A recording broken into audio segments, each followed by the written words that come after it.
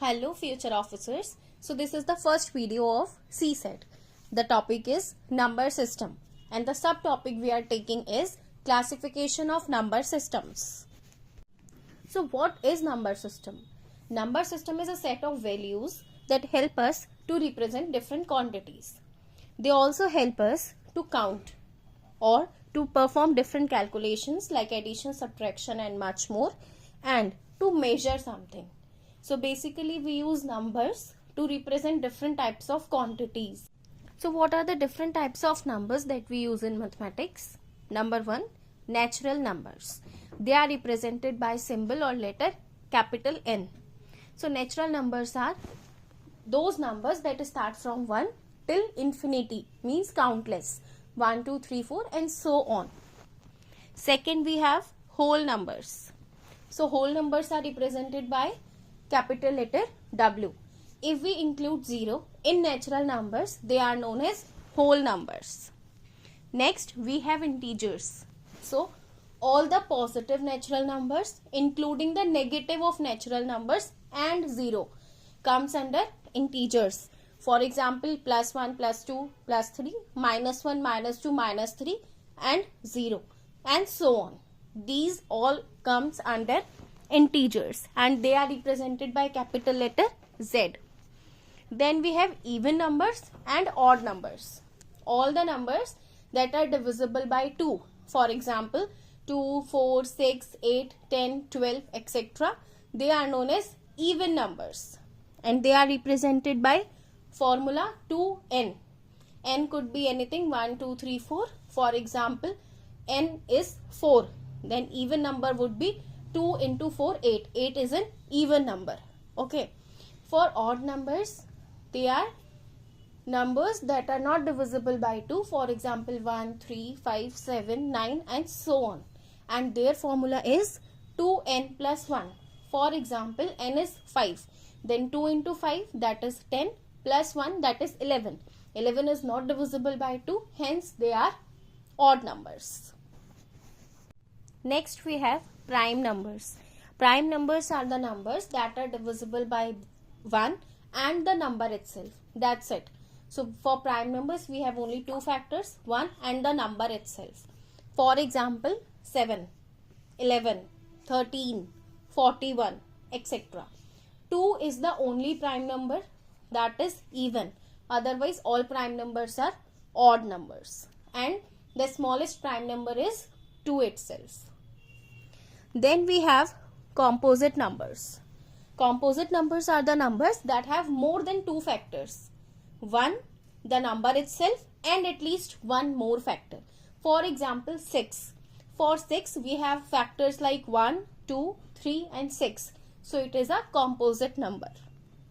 Then we have co-prime numbers. Co-prime numbers are the two numbers that do not have a common factor except 1. For example, 8 and 15. They do not have any common factor except 1. It is not necessary that in co-prime numbers, both the numbers are prime numbers. For example, 27 and 8. We do not have any common factor except 1 between 8 and 27. So they are considered as co-prime numbers. Then we have rational numbers. Rational numbers are represented by letter capital Q. So any number which can be written in the form of P upon Q, where Q is not equal to 0. P is the numerator, Q is the denominator, and denominator should not be 0. That number is known as a rational number. For example, 2 by 3, minus 1 by 4, minus 6 by 7, anything except Q should not be 0. So we have three different kinds of decimal expansion. Number 1 is terminating. That is where the numerator and denominators are divisible completely. For example, 2 by 5. So that ends, right? We do not left with any remainder. So that is a terminating decimal expansion. Then we have non-terminating but repeating. I mean the remainder repeats itself. So the decimal expansions that are terminating as well as the decimal expansions that are non-terminating but repeating, they comes under rational numbers. Every fraction is a rational number, because every fraction we are representing in the form of p upon q. Then every integer is also a rational number, because for example you are writing minus 3, so you can write it in the form of minus 3 by 1, where minus 3 is p and 1 is q, so it is also a rational number. Now the decimal expansions that are non-terminating, non-repeating, the remainders do not repeat itself and the termination never happens, those are known as non-terminating, non-repeating. Such numbers or such fractions are known as irrational numbers. We can also represent them under root, for example root 3, root 5. So when you divide it or find the value of it, it will never terminate and never repeats. So the numbers that are not represented in the form of p upon q, they are known as irrational numbers. Then we have real numbers. So all the rational numbers and all the irrational numbers together, they make up real numbers. As you all know that your whole numbers, natural numbers and integers, they come under rational numbers. So all the rational numbers plus all the irrational numbers, they make up real numbers. Basically we have two type of numbers, that are real numbers and imaginary numbers. So real numbers contain rational plus irrational. Then we have imaginary numbers. For example, the numbers that are represented with the help of I. I is iota. For example, you are writing under root minus 1. So you cannot find the value of minus 1 under root. That is an imaginary number. So that have negative value inside the root, they are known as imaginary numbers. Then we have last, factorial numbers. The sign of exclamation mark with a number, that are factorial numbers. For example, 7 factorial. And how you represent it? 7 into 6 into 5 into 4 into 3 into 2 into 1. That is the value of it. So wherever you find any number with factorial mark, that are factorial numbers. N factorial. And you have to solve the value of it, then n minus 1, n minus 2, n minus 3 till 1. That are factorial numbers. There is one more property in imaginary numbers, that is conjugate. For example, the conjugate of x plus y is x minus y. The conjugate property is nothing but same numbers with a different sign between them. A plus b, its conjugate is a minus b.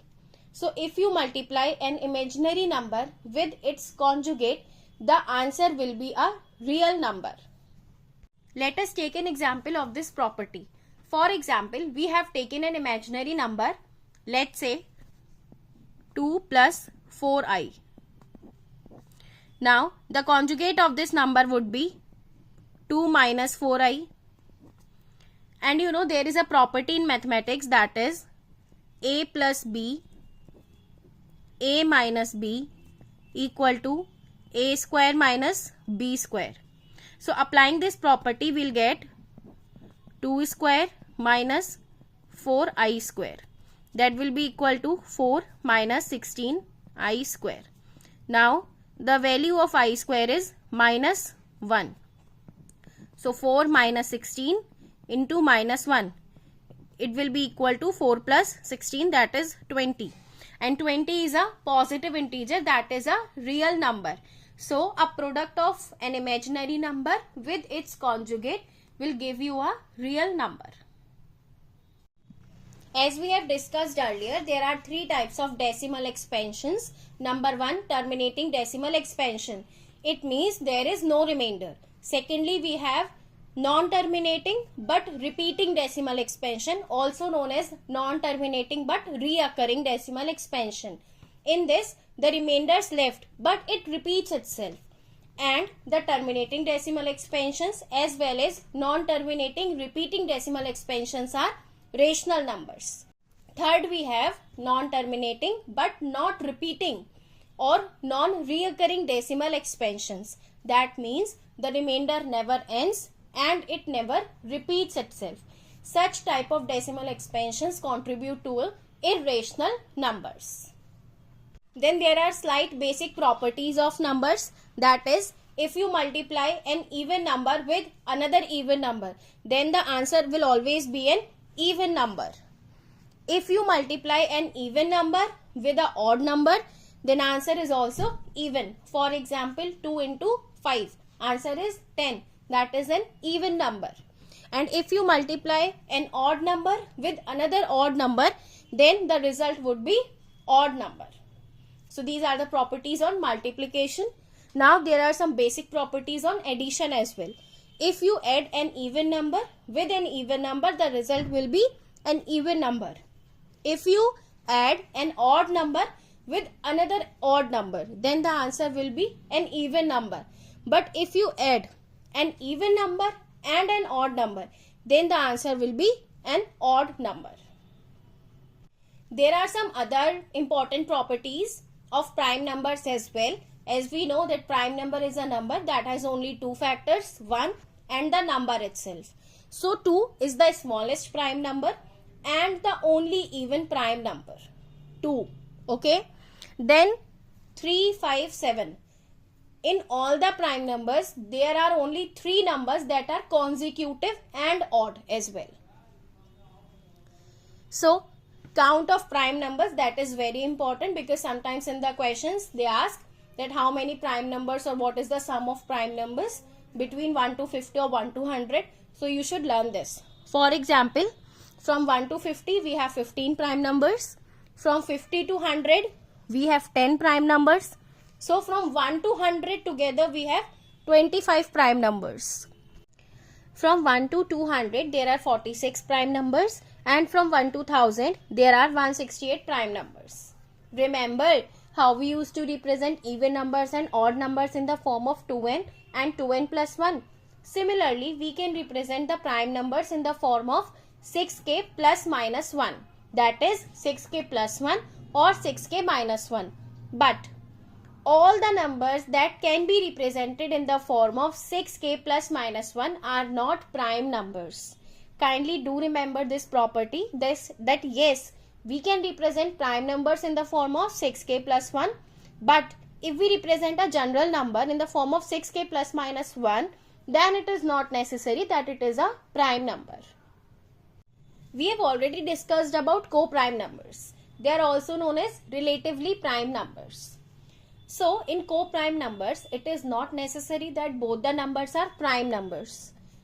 The required condition is that there should be only one highest common factor, that is 1 between them. For example, 50 and 29. They don't have any common factor between them except 1. So they are co-prime numbers. Now the next one is twin prime. In twin prime numbers, it is compulsory that both the numbers are prime numbers and they should have a gap of 2. For example, 11 and 13, 41 and 43. These both are prime numbers as well as they have a gap of 2. So they are known as twin prime numbers. Next we have composite numbers. Composite numbers are the numbers that have more than 2 factors. For example, 25. The factors of 25 are 1, 5 and 25. So it have more than 2 factors. So it is a composite number.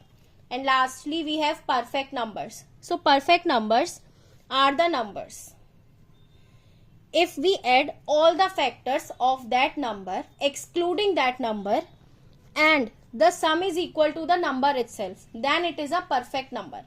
For example, 6. The factors of 6 are 1, 2, 3 and 6. Now you exclude 6 and add all other factors, that 1 plus 2 plus 3, and it is equal to 6 itself. So 6 is the smallest perfect number. 1 is neither a prime number nor a composite number. So these are the properties of numbers.